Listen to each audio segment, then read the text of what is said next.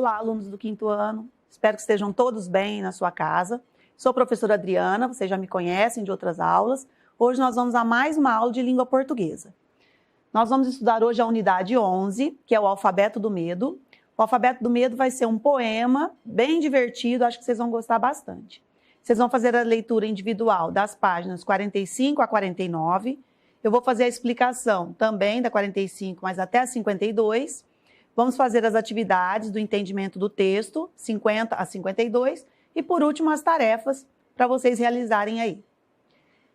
Alfabeto do Medo. Bom, vamos analisar primeiro o título aí da unidade, o Alfabeto do Medo. Então, alfabeto, vocês já sabem, que são as letras que nós usamos para escrever, e do medo, porque ele vai estar relembrando, vai estar trazendo à tona aí alguns medos comuns, né, principalmente das crianças.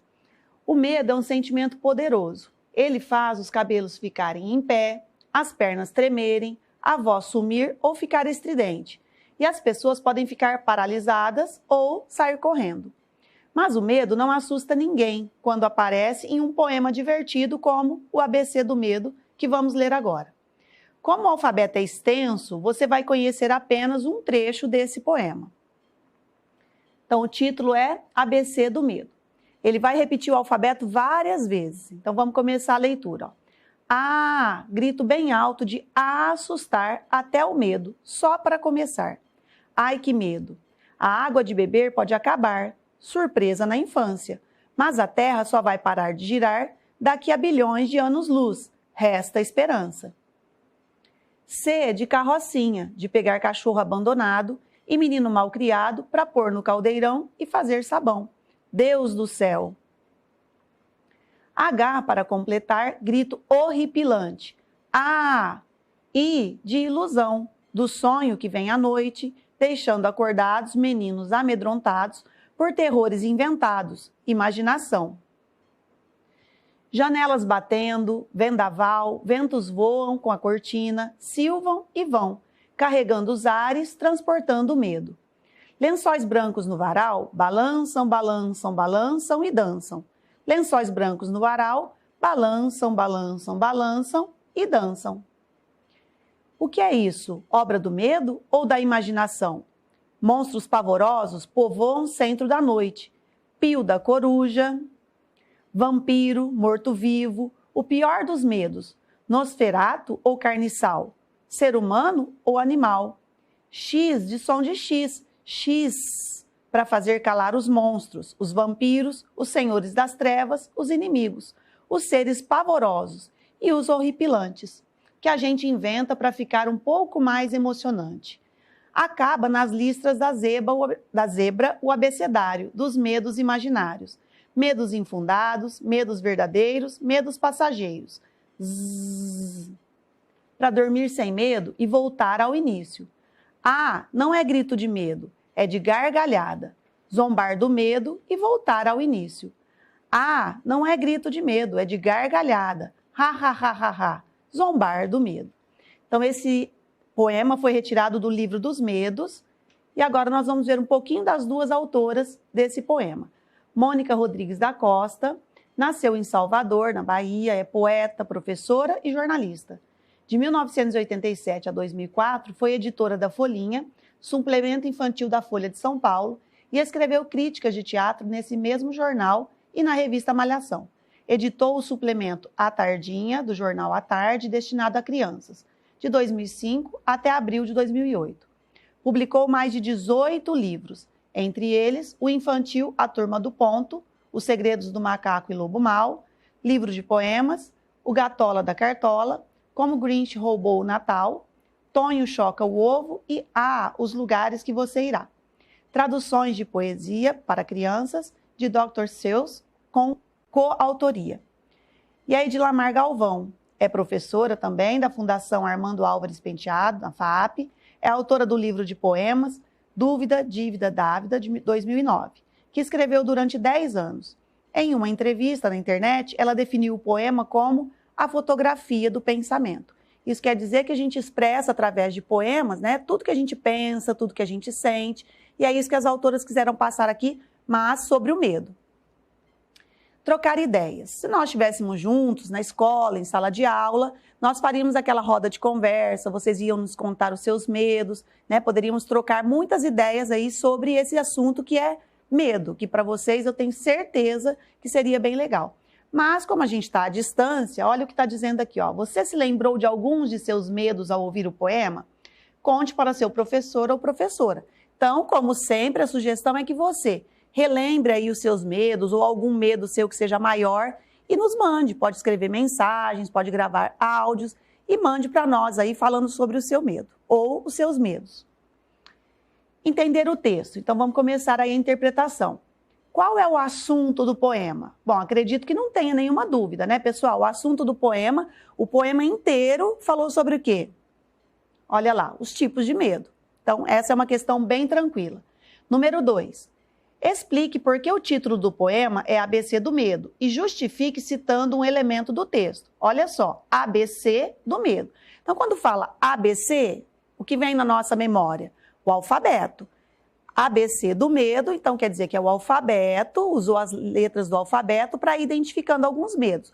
Como eu falei lá no início, estava escrito lá no início, não tem todas as letras do alfabeto aqui no poema, porque nós pegamos só trechos, que é um poema extenso. Mas o que quer dizer, então, esse título ABC do medo? Olha só uma resposta possível. No poema, os medos são apresentados em ordem alfabética. Então, vai citando as letras e vai falando o medo. Algumas estrofes iniciam mencionando a letra do alfabeto. Um exemplo aqui, ó, C de carrocinha, de pegar cachorro abandonado. E tem várias outras letras lá, que vai citando e vai falando esse medo de acordo com a letra. 3. O poema inicia com a palavra A, e nela a letra H é repetida muitas vezes. O que a sucessão de Hs indica? Olha só, quando fala aqui, ó, A, né, a letra H é repetida muitas vezes. E olha o que está perguntando aqui, ó, o que é sucessão de Hs? Esse Hs que está falando aqui é o plural de H. O nome dessa letra é H, como falou vários, está no plural, Hs. A sucessão de Hs quer dizer que foi usado vários Hs aí nessa palavra. E qual foi o objetivo disso? Por que usou? Vamos ver juntos? Ó, indica a pronúncia alongada da palavra A. A finalidade é representar o som de um grito demorado, quando fala A. Então é demorado, o autor prolonga isso com as letras para você entender qual é a forma que ele queria que fosse lido esse trecho do texto. Número 4. Releia o terceiro verso da primeira estrofe. Grito bem alto de assustar até o medo. Aí vem a perguntinha. Como é formada a palavra em destaque? Olha aqui a palavra em destaque, ó. Assustar. A pergunta é como ela é formada. Olha só, vamos olhar de novo aqui, ó. Assustar.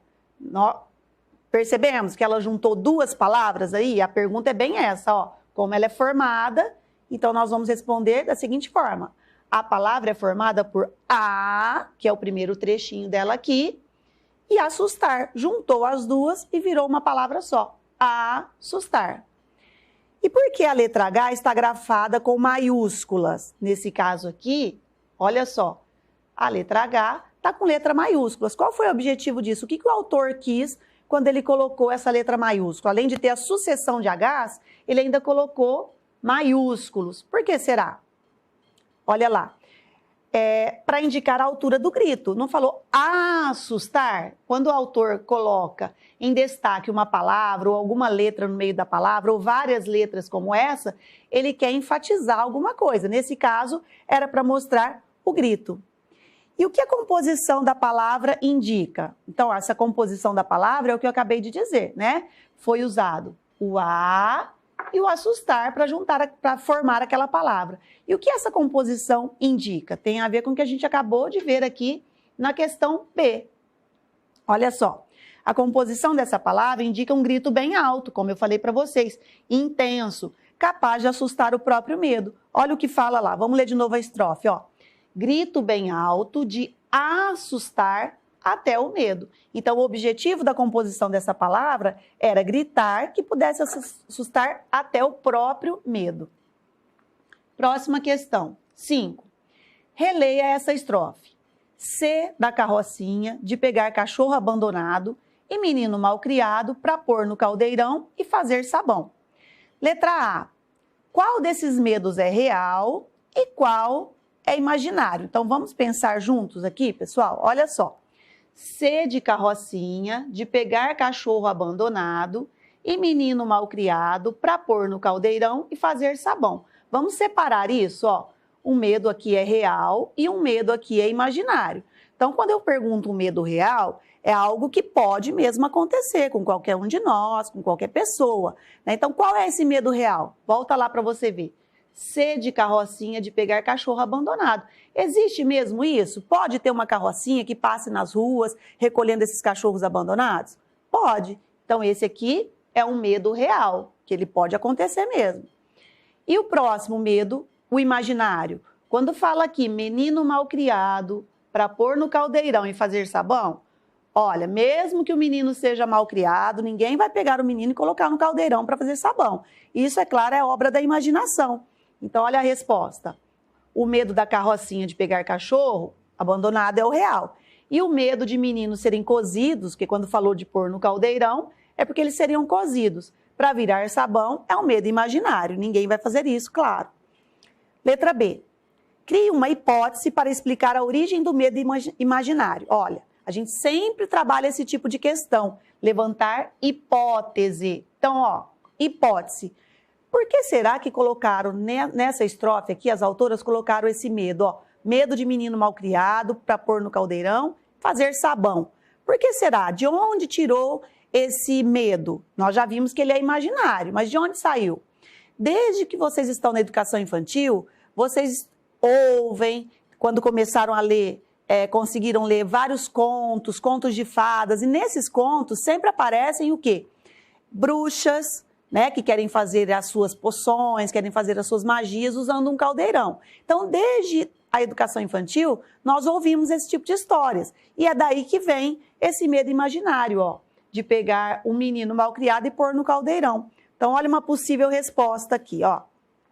Uma hipótese possível é baseada na referência ao caldeirão, é supor que o medo tenha originado da histórias, né? Porque são várias histórias que a gente ouve da carochinha. Essas histórias antigas, que são repassadas aí de geração em geração, elas são chamadas de histórias da carochinha. Então, como você ouve essas histórias desde a sua educação infantil, é daí que a autora retirou esse medo imaginário e colocou nessa estrofe do poema. Próxima, número 6. Releia a estrofe. Lençóis brancos no varal, balançam, balançam, balançam e dançam. Lençóis brancos no varal, balançam, balançam, balançam e dançam. E prestem bastante atenção também aqui, ó, na ilustração. Muitas vezes a ilustração que o nosso material nos traz ajuda a gente a responder, ajuda a gente a entender melhor o texto. E a pergunta é: o que a repetição do verbo balançar sugere? Vamos ler de novo? Olha lá o que está dizendo, ó. Lençóis brancos no varal, balançam, balançam, balançam e dançam. Lençóis brancos no varal, balançam, balançam, balançam e dançam. Olha aqui, novamente, a ilustração. Então, o que essa repetição do verbo balançar quer mostrar? Justamente o que está na imagem. A gente já consegue ver pela escrita e pela imagem. Olha uma possível resposta. Olha, sugere que os lençóis balançam continuadamente e parecem estar vivos porque dançam. Então, o vento bate e faz com que esses lençóis aí balancem o tempo todo. Por isso, essa repetição do verbo balançar. Número 7. A 7 e a 8, essas duas questões são questões de múltipla escolha. Então, eu vou explicar e vocês vão responder sozinhos aí. A número 7. Na estrofe da questão 6, que nós acabamos de ver, o verbo dançar é utilizado para sugerir que. Então, você volte lá na questão 6, leia de novo aquela estrofe, presta atenção no verbo dançar, para ver, ó, para que ele é utilizado naquela estrofe. Ó, letra A. As crianças brincam com os lençóis como se dançassem. Ou letra B. A leveza dos lençóis lembra certas roupas de dança. Letra C. As crianças recolhem os lençóis do varal como se dançassem. Letra D. Os lençóis se movimentam como se tivessem vida. Então, voltem lá e leiam novamente a estrofe para você marcar qual é a alternativa correta sem errar. Número 8. Observe estes versos. para dormir sem medo e voltar ao início. A pergunta é: o primeiro verso é uma onomatopeia cuja finalidade é... Só que antes nós precisamos voltar aqui, ó, nessa explicação que está aqui de amarelo aí no seu material, para você relembrar o que é uma onomatopeia. Você já estudou isso, mas talvez esqueceu, é uma palavra difícil para vocês. Então, olha só, onomatopeias são palavras que imitam ruídos. Ruídos são barulhos, sons. Exemplos: atim, tic-tac, bum, arge. Quando o autor escreve um texto e ele quer representar nesse texto algum barulho, para nós leitores, né, entendermos qual é esse barulho, ele usa as onomatopeias. No caso aqui desse verso, o autor usou zzz. Então esse zzz lembra o quê? Vamos ver as alternativas, ó. Letra A, indica o som da respiração de quem dorme. Ou letra B, serve para marcar a estrofe que cita o medo citado com a letra Z. Letra C, indicar a dificuldade de falar causada pelo medo. Ou letra D, exprimir o ruído de zombaria em relação ao medo. Então, leia com calma para você marcar qual é a alternativa correta. Número 9. Releia os versos da última estrofe. Para dormir sem medo e voltar ao início. A, não é grito de medo, é de gargalhada. Zombar do medo e voltar ao início. A, não é grito de medo, é de gargalhada. Ha, ha, ha, ha, ha. Zombar do medo. Responda. Então, agora aqui, ó, nós vamos responder essas duas questões que já trouxemos para vocês. Ó, a letra A. O que deve ser feito para dormir sem medo? De acordo com a parte da estrofe, olha só. Ó, para dormir sem medo e voltar ao início. Então, como faz para dormir sem medo? A pergunta é aqui, ó. E a resposta nós trouxemos aqui. Transformar a palavra a, que indica medo, em um a, que indica gargalhada. Então, olha aqui no final, ó. Ha, ha, ha, ha, ha. Transformou esse a, que seria medo, em gargalhada. Então, essa é uma possibilidade, porque olha aqui, vai estar zombando do medo. Então, o que é zombar do medo? É você ignorar o medo, é você não deixar o medo te dominar com a gargalhada. É difícil, mas às vezes a gente consegue. Letra B. A que início o poema faz referência? Interprete esse verso. Quando fala aqui, ó, para dormir sem medo e voltar ao início. Tá, mas que início é esse? O que o poema está dizendo aqui? Qual é esse início? E a resposta, ó, ao início do próprio poema, cujo primeiro verso é a, com a pronúncia prolongada, para afastar o medo. Então, aqui é só você ler o início que já está te dando a resposta. Chegamos na tarefa, né? Hoje a aula é mais curta, né? Não é uma unidade muito extensa, é um poema gostoso de ler, divertido, você pode voltar lá e ler quantas vezes você quiser, para se identificar. De repente, lá você vai conseguir identificar alguns de seus medos. Então, vamos lá. Primeira parte da tarefa, a número 1. Releia a estrofe. Janelas batendo, vendaval, ventos voam com a cortina, silvam e vão, carregando os ares, transportando o medo. Primeira perguntinha dessa questão. Letra A. O som de qual letra se repete nessa estrofe? E que ideia essa repetição sugere? Eu vou ler de novo com vocês. Então, olha só. Janelas batendo, vendaval, ventos voam com a cortina, silvam e vão, carregando os ares, transportando o medo. Qual letra que quando você fez a leitura ou acompanhou a minha leitura, qual letra ficou mais intensa aí, em vários versos, ela ficou mais evidente? Vamos ver juntos aqui? Ó, é a letra V. Olha quantas letras V nós temos aqui, ó, quantas palavras com a letra V. Vendaval, ventos, voam, silvam e vão. Então, a letra V ficou mais evidente aqui nessa estrofe. E o que ela sugere? Ó, o som do assobio do vento, ó, né? O barulho do vento que as autoras, ou melhor, quiseram demonstrar aí usando várias vezes palavras com a letra V. E número 2, que palavras rimam? Agora você vai procurar aí, né, na hora de fazer a sua tarefa. Você vai ver todos os versos aqui, vai olhando palavra por palavra, leia, porque as rimas, né, o final das palavras tem o mesmo som, isso são as rimas. Então, você vai procurar aqui e vai escrever aí no seu material. Lembrando que essas questões aqui são feitas no caderno, porque o nosso material não traz esse espaço aí para tarefa, tá? E aí escreva as rimas que você encontrar. Número 2. Reescreva as frases a seguir, substituindo as palavras destacadas por sinônimos. Se preciso, consulte um dicionário. A primeira frase é assim: as histórias horripilantes provocam medo por causa de seus monstros carniçais. Então, nós vamos ter que substituir por sinônimos a palavra horripilantes, medo e carniçais. Essa primeira questão, a primeira frase, nós já trouxemos para vocês como modelo, para relembrar como vocês fazem. Olha só. As histórias arrepiantes provocam pavor por causa de seus monstros carniceiros. Então, olha só os sinônimos que nós usamos aqui. Horripilantes, substituímos por arrepiantes. Medo, substituímos por pavor. A próxima, carniçais, por carniceiros. Aí você vai fazer a mesma coisa na frase B e na frase C. Para lembrar vocês, ó, nós trouxemos aqui sinônimos, são palavras de sentido igual ou aproximado. Às vezes não é o mesmo sentido, mas é um sentido bem parecido, né? Dicionários de sinônimos para consulta online.